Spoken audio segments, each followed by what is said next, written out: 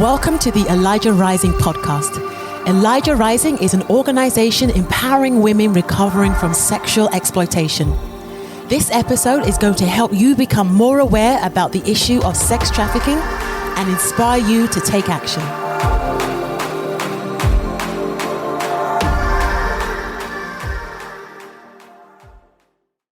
Hey, welcome to the podcast. I'm Adam, and today I have the honor of being joined by Rebecca Bender, the one and only.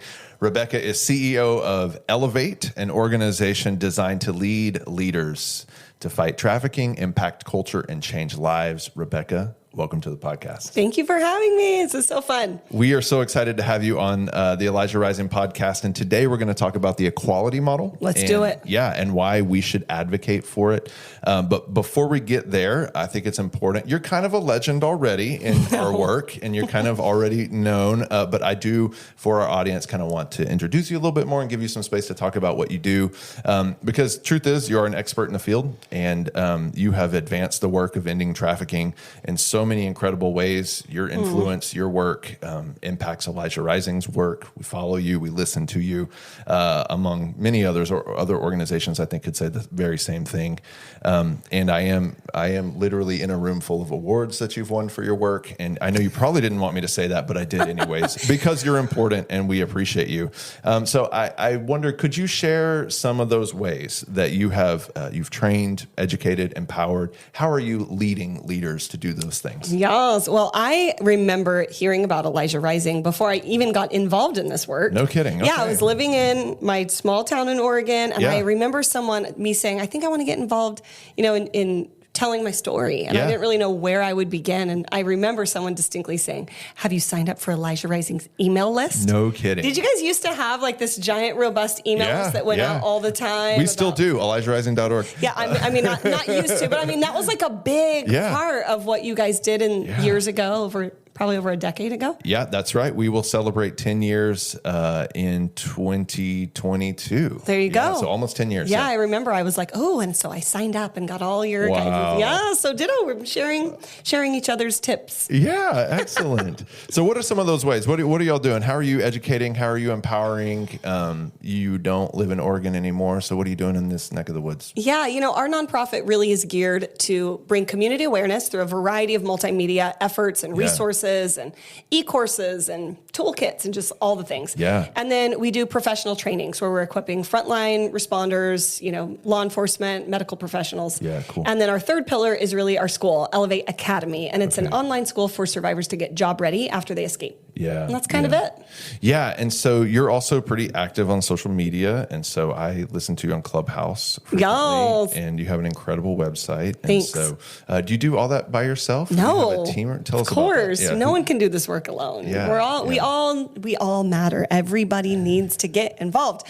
I've got a great team. We love our team. Yeah. So many people, Abby, Jenna, Shannon, Mel, so many. There's been throughout the years, volunteers, everyone that just, we all do what we love to fight what we hate, which is a quote from Jeremy Valorand from Rescue Freedom. Make sure I don't. There you go. He's really good. Got to give credit. Jeremy Valorand says, I love it. Do what you love to fight what you hate. And that's the truth, though. If you kind of find something you're good at and then you plug it in a way to make a change in the world, then I think it matters. And what led you, help me think through that moment. So you were thinking about kind of telling your story. So you heard about Elijah Rising, but you didn't have a nonprofit in those days. So how did that happen? Like, where did this nonprofit come from? What was the impetus to I'm going to fill out the paperwork? What was that? Yeah, that's a great question. One of the things over the last 13 years that I've been sharing about my experience of being trafficked myself is I've tried to find my lane, and I just didn't know what that looked like. And I tried out everything from taking in foster daughter to working in policy to writing curriculum. Street outreach. I just tried it all. Yeah. And I found some things that made my heart sing and that I was really good at. And I found some things I greatly I hate this. Failed at. I sucked, and they asked me not to come back, right? And so one thing that we've done now is we've taken some of those experiences and we've created a Find Your Lane toolkit, an e-course and quiz, and so lots of ways for people to find their lane. But more than anything, what I hoped people would get out of the Find Your Lane series is to not give up. Yeah. Just because you didn't maybe excel in street outreach doesn't mean you aren't called to this fight. So good. Try it in another lane. Yeah. Try something else, get involved in media and in tech and light, right? Like everyone needs help in all the areas. Nonprofits are like everyone else. We need help with accounting. We need help with bookkeeping, everything. That's so true. And that's such a good point, especially for our listeners and our viewers. Like, there really is a place for everybody, right? Yeah. And everybody has some skill. Everybody does something. And so we really do need all of those things to do this work and to do it well. Yeah. Your passion, your skill set, your profession, plug them into a local nonprofit and help them out. Because otherwise we have to raise donations to try to get those things met. I mean, it's not easy to keep a company open in general, let alone in this time. So get involved. Yeah, it's awesome. So tell us more about Elevate Academy. Give us more details about that. Like, what is it? You kind of, gave us a little bit insight into what you're doing, but kind of tell us the practicals. Like, how does it work? And why is it important? Maybe why is Elevate Academy important? 6 years ago, I was finishing getting my degree online. I lived in a community where there wasn't a university that offered a degree that I wanted to pursue. And I can remember having this moment where I thought, if I can get a master's online, I could mentor online. And I'm not the only survivor who lived in a community where services don't exist. That's what ran through my brain. Usually I'm like, that's got to be Holy Spirit because I'm just not that clever. And so I just looked at what my university was doing. You can look at the URL and see the technology. Yeah. And so I wrote a curriculum and duplicated that effort. And I launched it on Facebook. I just said, hey, I'm going to launch this school for survivors to get job ready after you escape. And really find your now what. That's what I found from my own life is like I had ran, but then I was right back to the same vulnerabilities that got me trafficked in the first place. Wow. On top of complex compound trauma, huge gap in job history, criminal record. It's like, this sucks too. This is freedom. Yeah, right. It didn't feel empowering even after I was able to run. Yeah. And I thought, this can't be it. And I just remember literally sitting at my kitchen table and thinking, now what? Now what? I'm going to walk to my minimum wage job with my daughter in tow. Like, this doesn't feel freeing. Yeah. It still feels really trapped by the same vulnerabilities and now more. And so that's what I wanted the school to focus on was just like career exploration. What am I good at? Am I good at photography or do I like spreadsheets? I don't even know. And so instead of it being daunting, we wanted to create a community where it could actually be kind of fun to figure out what you're gifted at and how to get there. And it's not just becoming a dream, but you can actually create some steps on how you're going to achieve that. Yeah. And so, we started with 5. 6 years ago, we had 5 women sign up for my first online book club. Wow. And now we have almost 900 people who have gone through Elevate, spanning 425 U.S. cities in 11 countries now. Wow. I know. That is amazing. And now we offer 11 classes. So we have our core 4 classes, kind of like any school. You got your core 4. We have prerequisites you have to meet, and then your core 4, and we have some electives. And you graduate in the semester and can sign up for job shadowing and do all sorts of stuff.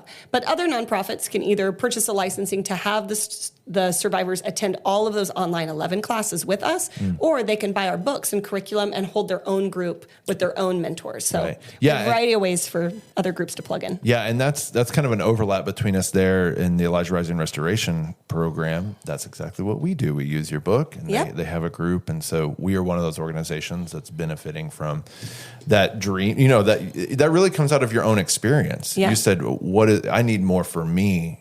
And then you kind of just saw the rest of the world around you. It's like, well, others must need this as well. Yeah.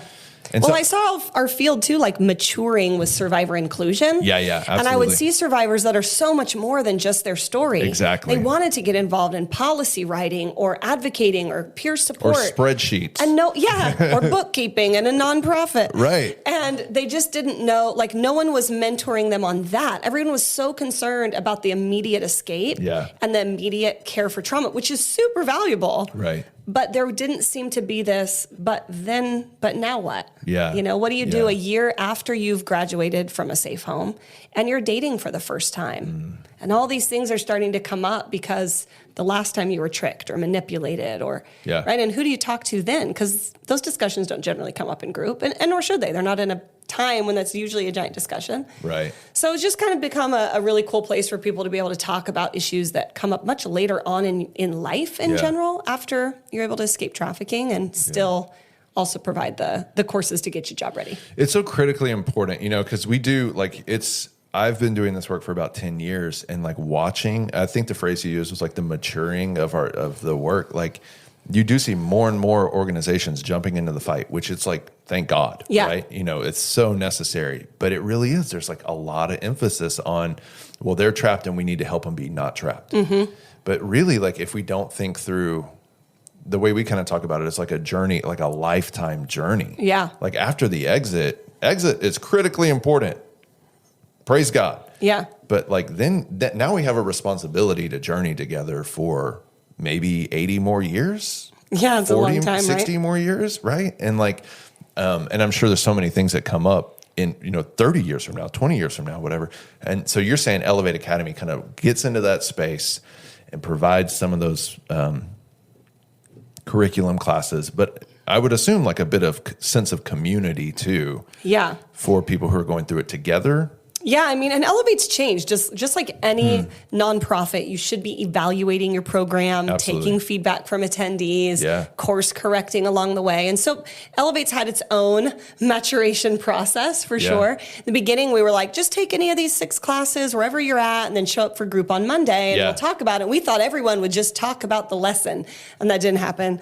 And so we wanted to be able to create a community where not only you get to know each other, but the topics in discussion can really stay on point for the goal and not, start to drift into other things. Although everything's important, and we have a Facebook group, a closed private Facebook group, then where anyone who's in the class can put things in and stay connected. Yeah, and we're migrating it over. In the beginning, it was just under my page, so I had to personally friend request every single, which is fine for me. But some people didn't want to have that amount of exposure. Sure. So right now we're migrating the Facebook group over to the company's page. Right? There's so many things.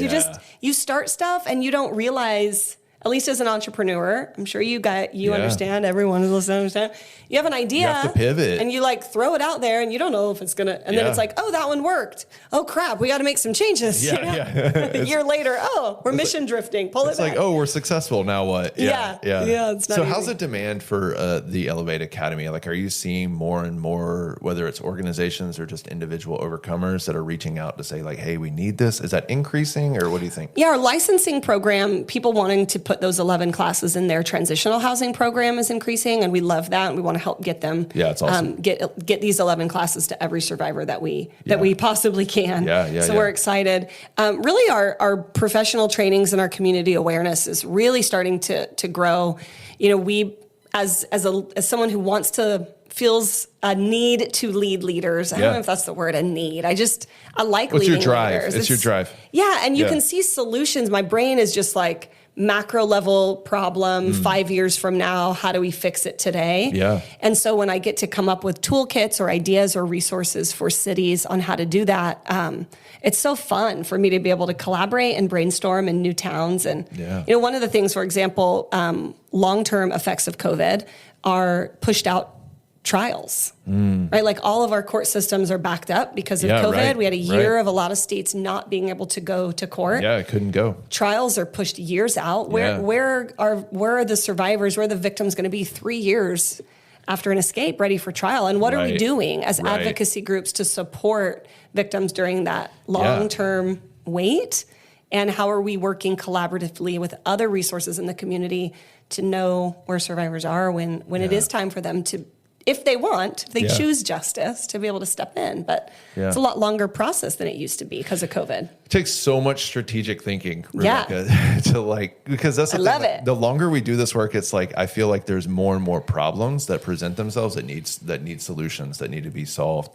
And I think, as the issue of trafficking becomes kind of more, I don't know if mainstream is the right word, but it is more of a well-known, it's happening, right?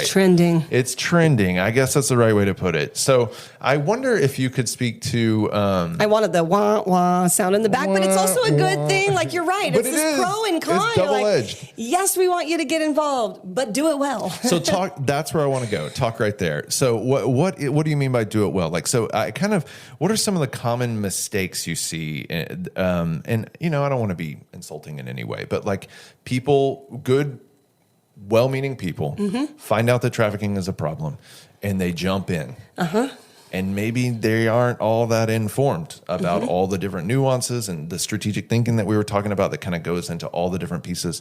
So what are some of the kind of ways that you've seen that response go awry? Yeah, that's a good question. I mean, one of the things that I remember getting really upset a few years ago, seeing some new nonprofits come in that just were really unintentionally, but really hurting people. Yeah. And I was talking to a mentor of mine, and he's on my board, and I was just lamenting in frustration. And he said, Rebecca, you can't expect everyone to become an expert overnight. And you're going to have to be patient and gracious with people's process to become experts. How long did it take you to become an expert? That's exactly right. I feel like I'm still learning to become an expert and been doing it for a decade. It's like every day I'm learning. Right. Yeah. And are we giving people a decade to figure it out? Are we trying to come alongside? Now don't get me wrong. Don't get me wrong. When you do come in and you're like, hey, so there's this thing called best practice. I know. And they're like, we don't care. God said. You're like, really? Because God said that trauma-informed care kind of matters. Right. Then for me, that becomes like a whole nother layer of just intentional blindness, or I don't know. So, I mean, I think there's just this whole, it's complex. Sure. And we want people to be involved. We want you to do it well. We want you to learn some. We want to give grace during your growth process. We want you to be open and teachable, to take feedback and go, oh, thanks so much for telling me that. I need to pivot here. Yeah.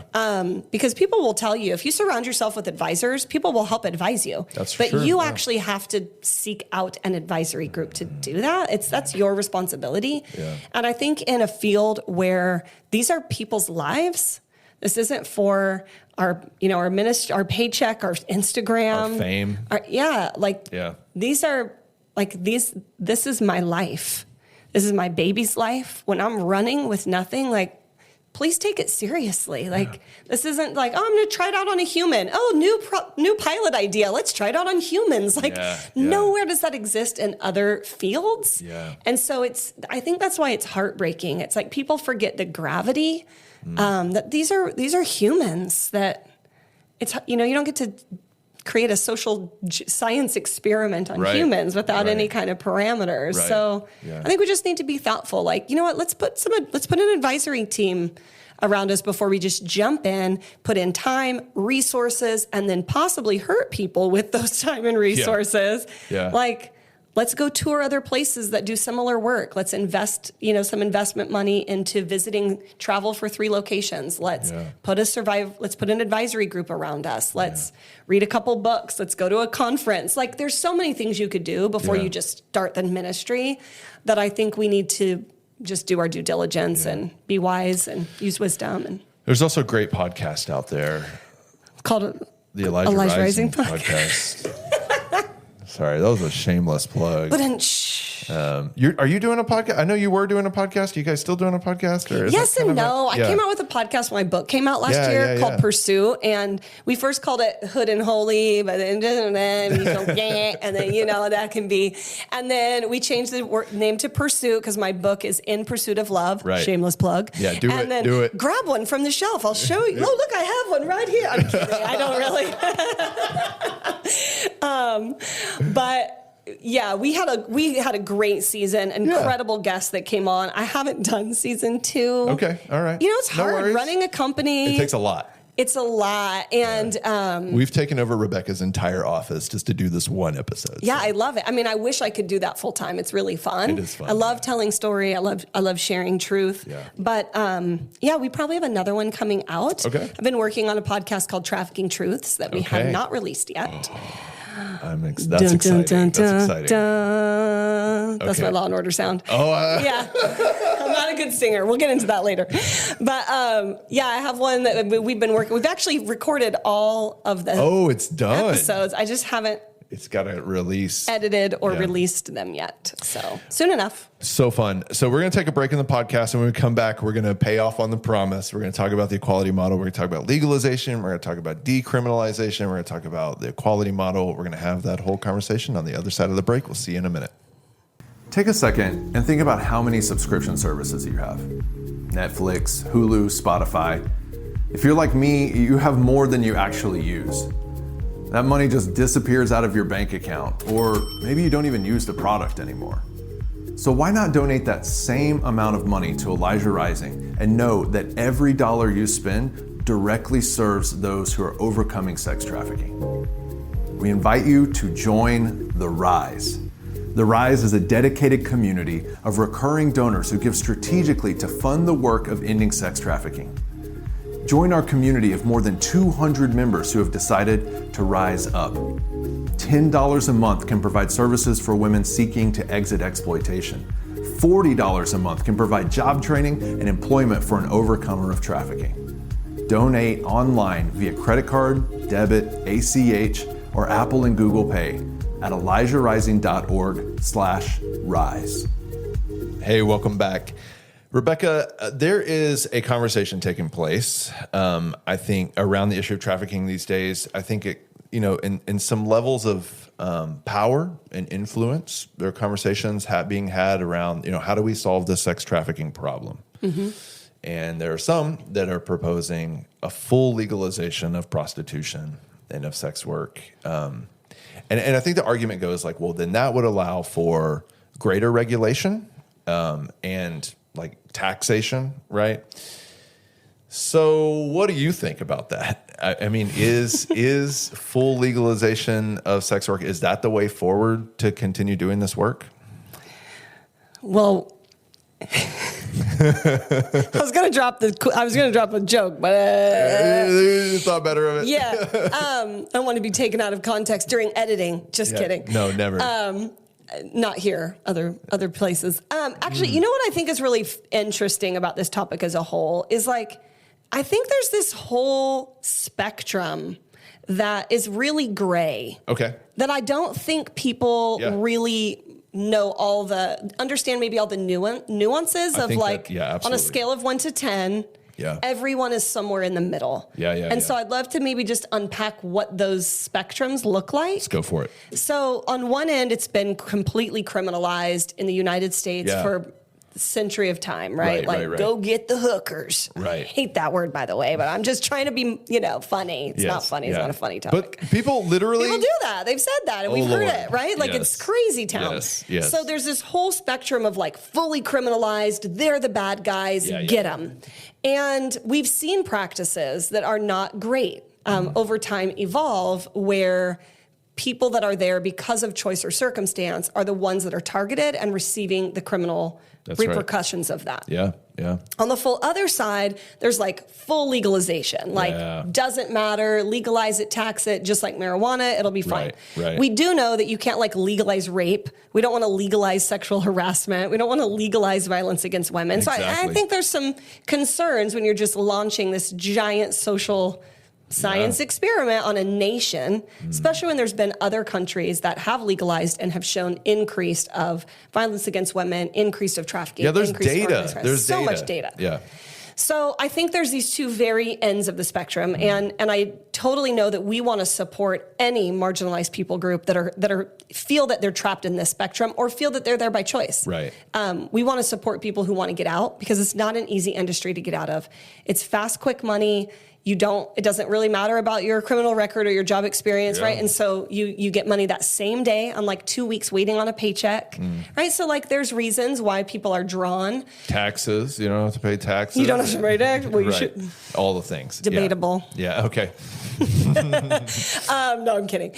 The other thing though that I think people don't realize is there doesn't have to be either of these giant spectrums as an option. There is a middle ground. Yeah. There's a third option. It's right in the middle, and it's called equality model. Okay. And it's where you have decriminalized the selling of sex, meaning the person that's there as a sex worker by choice, quote unquote. Right. Not criminalized. Right. Human trafficking stays criminal. Mm-hmm.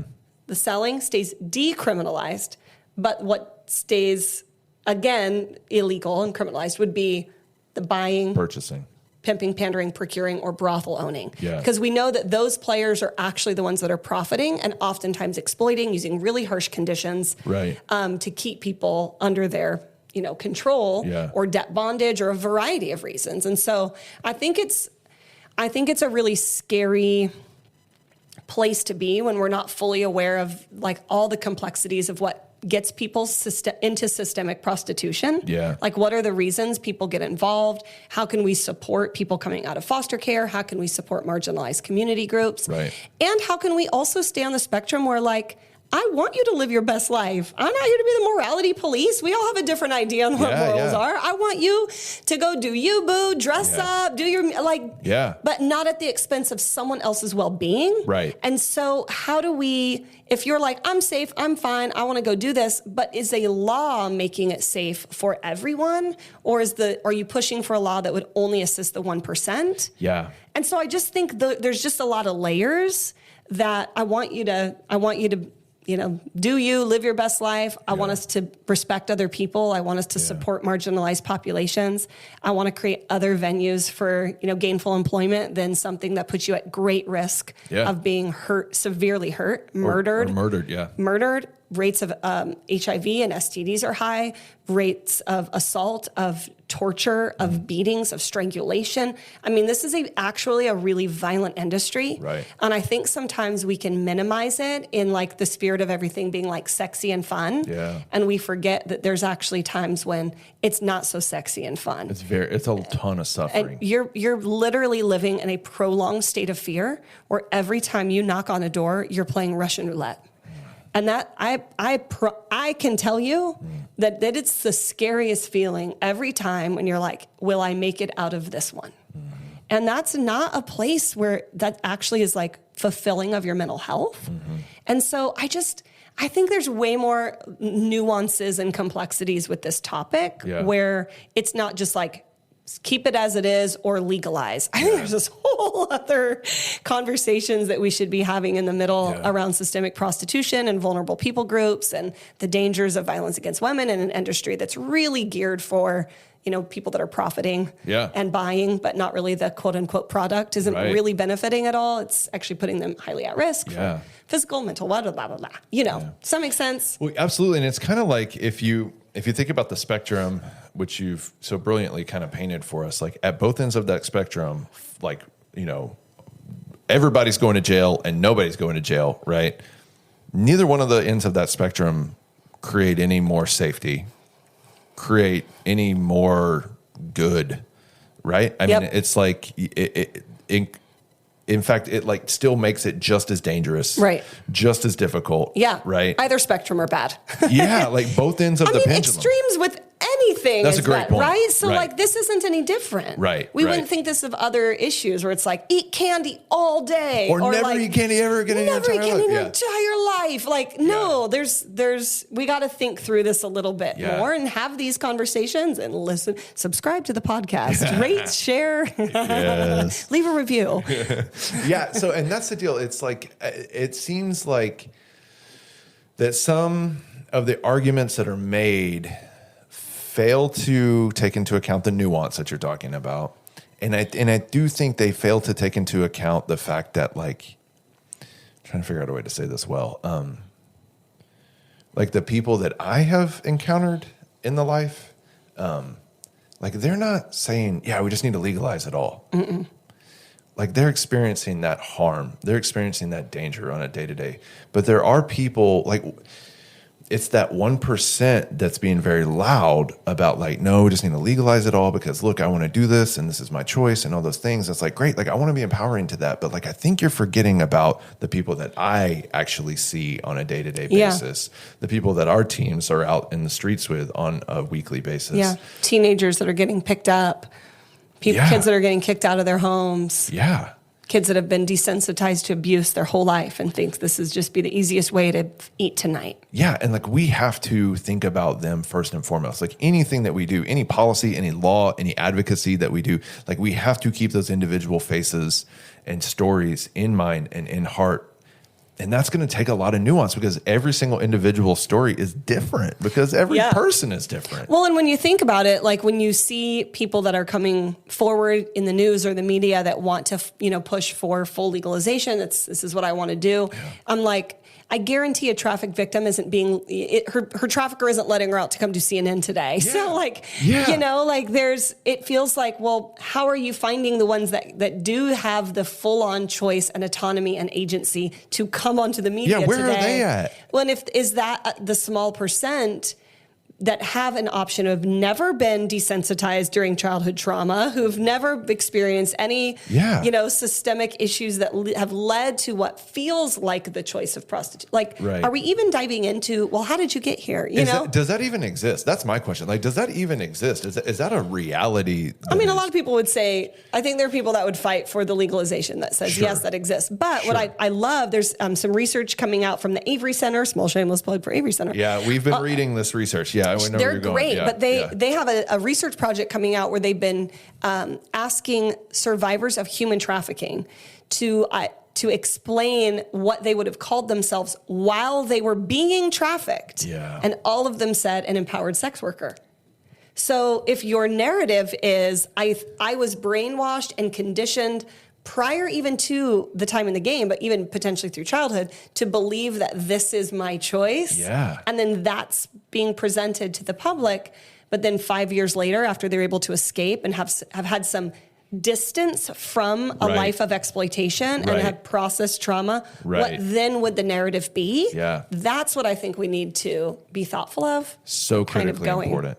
So no. That is the conversation. That is so critically important because sometimes it takes 5 years of removal to go like, oh, I think I'm suffering from complex PTSD. Yeah. You know what? I think I was desensitized due to trauma in the home or abuse in the home when I was 5. Right. Yeah. And I just normalized this as acceptable. And it takes time. It takes time to process. Even sometimes it's like, maybe he wasn't my boyfriend. Like maybe he was trafficking. Like even the word trafficking sometimes, we don't even know what that word means. I didn't even identify as a traffic victim for like 2 years. I kept saying I was forced into prostitution by my boyfriend, but trafficking is for kidnapped children overseas. Yeah. Even as a survivor, I literally just I didn't know about the issue. I didn't have a language for what I've been through. It's not like your trafficker sending you through social justice school. Exactly. You have no clue. You've been removed and isolated from sources of information. That's part of their plan. The deal. So you don't have an insight into what you've been through. Yeah. But the other thing I think that people don't understand are the 5. Yes, that's where I wanted to go next. I want you. So one of the first times I remember learning from you and your work was you held up your hand and you did the 5. So proceed. Okay. Well, I would be remiss to not say that this was actually done in a meeting by a good friend of mine, Brad Miles. We were in a meeting. We were all talking about, I got to, I'm not that, I have to. We were in a meeting trying to identify this language with World Without Exploitation has been the forerunner for equality model, really the forerunner. They're the go-to. Yeah. And so we were in this huddle, this round table discussion around we were wanting to call it partial decrim, but it was so close to the word full decrim that the general public didn't differentiate full, partial. We don't know. We heard the word decrim, check red on the box and vote the ballot, right? Yeah, yeah. And so we were trying to think of a term that would be vastly different. Yeah. And Brad did the hand model, and I was like, boom, that's it. That's how you explain it. And so there's 5 components under the law. Would you like to sing these for our audience? You want me to sing this? She told me that she sings this. I mean, it's up to you. You're the guest. I feel so stupid. I'm not a singer. You put it out there, man. Okay, let me explain it first, and then I'm going to sing it so you remember it. This is the only reason I'm a mom, clearly, and so I make up songs to help my kids remember things. Hey, it's how you learn. It's how you do memory for testing. If we're going to the store and I need to grab 3 things, I'm like, tomatoes, bananas, broccoli. And then you don't tomatoes, bananas. Yeah, why use a pen and paper? When you can just sing things. Yes. Maybe it's helping with my memory muscles or something, right? I remember things well. Yeah. Well, you don't ask my husband; he'd say no, but or my team. But okay, so I'll say it, and then I'm gonna sing you a song. Okay. You will never forget it. They'll never forget it. Okay, 5 components in the law around prostitution. Yes. Or human trafficking.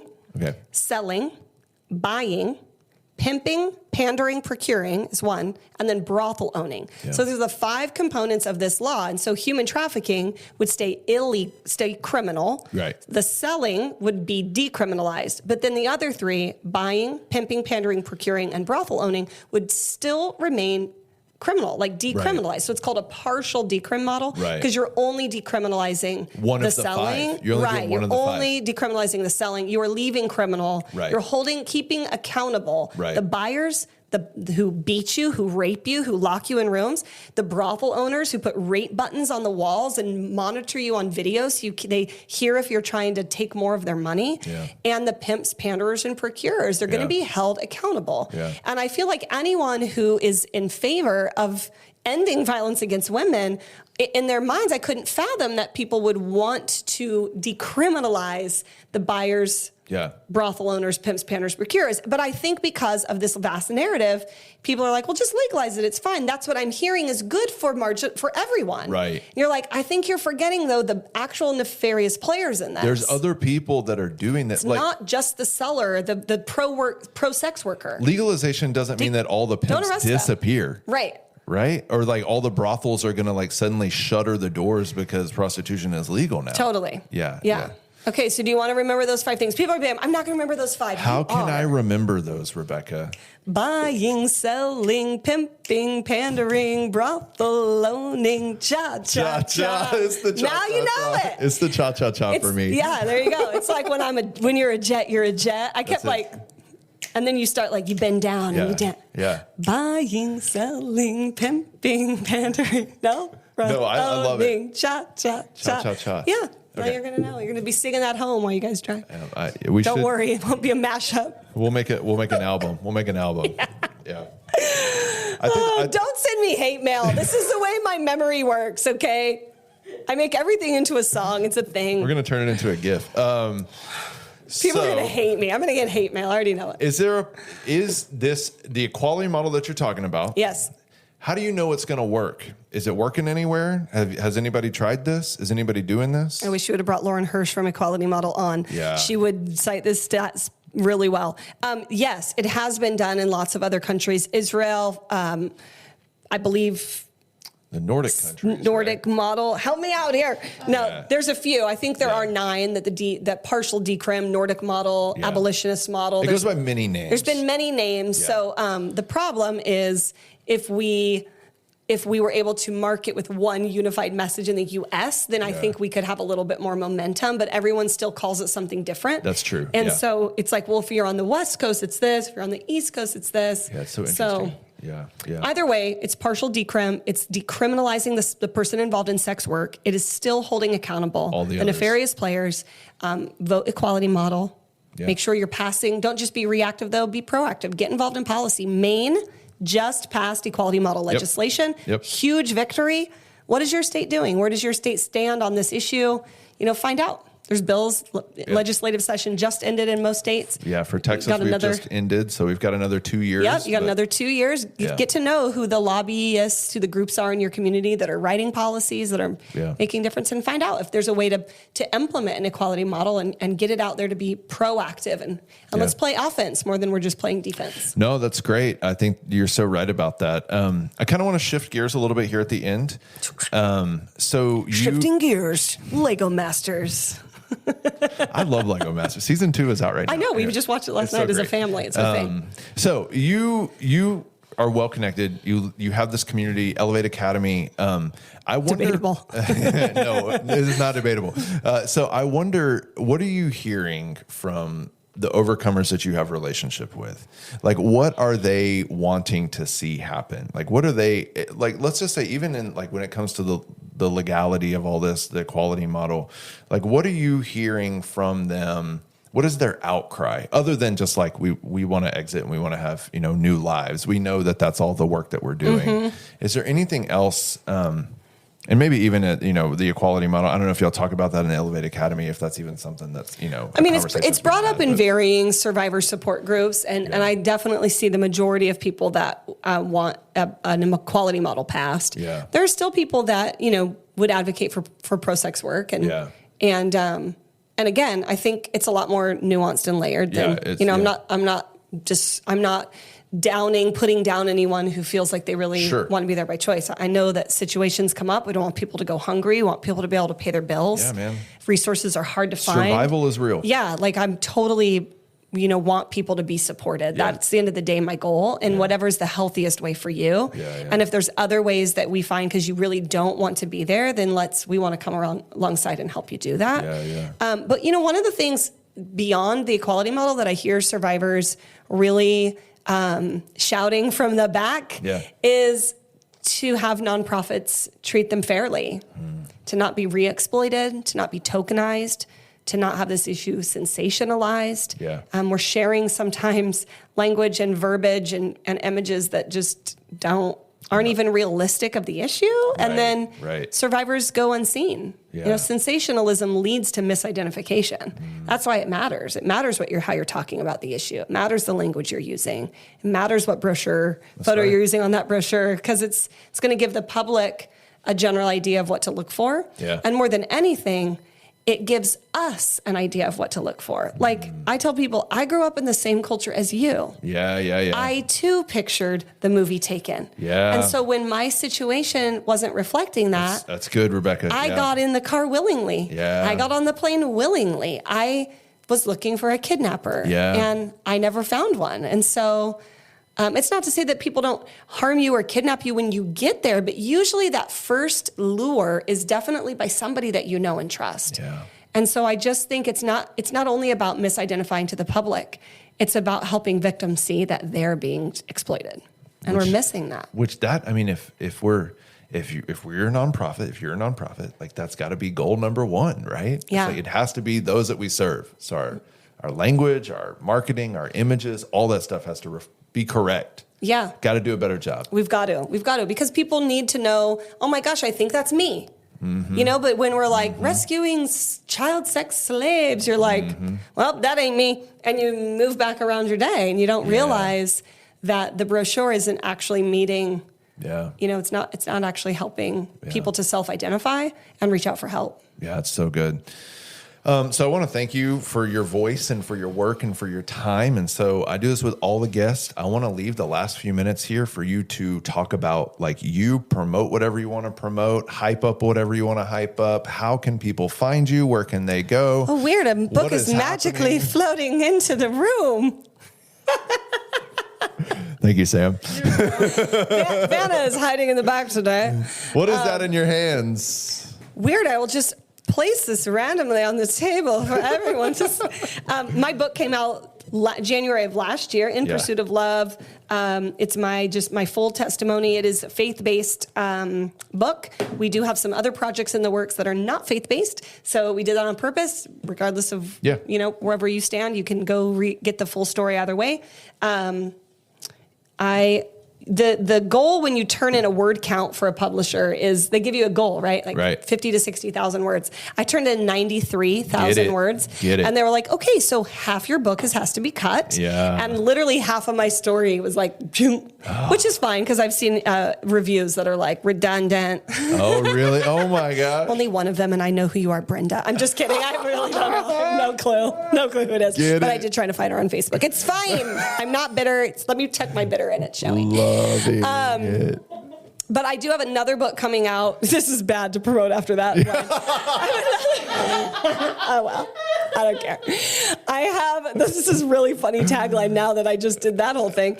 I have a book coming out this fall called Exodus. It's a Bible study on the book of Exodus, how to break bad habits and go after your promises, how to break that bitter, how to break that critical spirit. And go after those promises. Believe me, I'm just writing the roadmap for us all to follow. That's right. Live by example. But I chose the book of Exodus because I just love the story of the children of Israel and how they were able to leave bondage and really try to go after their promises and what was stopping them and what habits did their culture in Egypt, create and cultivate in their lives that took a lot of work to break. And so I think there's so many lessons we can learn from them, and I'm honored to have it coming out. But we've got a lot of e-courses on our website. Visit RebeccaBender.org, go to resources, check through Find Your Lane, Trafficking Truths, lots of stuff coming out. Follow us on social. We usually put all the things out there to sign up for our newsletter. Yeah. And come sponsor Survivor. Send a Survivor to school. We have textbooks and a welcome box that we send out to survivors. They're about $50. That includes the graduation cap and I say cap and gown out of habit, cap and tassel, because it's all on Zoom. So no gowns. But if you want to sponsor Survivor, it's $50 for welcome box. And then so there's lots of ways to plug in, get involved. Love it. Yeah. Awesome. Well, hey, thanks for letting us invade your office. This was fun. Yeah. This looks cool. And I appreciate so much. Really, I know I've already said this a couple of times, but your work is significant. Oh, thank you. And truly informative and impactful. And you have informed my own journey in this field. Thank you. More than you'll know. And so thanks for coming on the podcast. Oh, you're going to make me cry. You're going to make me cry. So we appreciate you. No, that means a lot. Yeah. You set out to do the work. I just remember thinking, I just want to tell my story. I don't really know. Yeah. And you don't know that it's really going to matter. Yeah. It's going to make a difference. So I just appreciate you saying that. Thank you. Thanks, Rebecca. Thank you for joining us today for this episode. If you were inspired by this content today, please share, rate, and leave a review. Also, please consider making a donation at elijahrising.org/donate. Your support helps us continue the vital mission to combat sex trafficking. Until next time.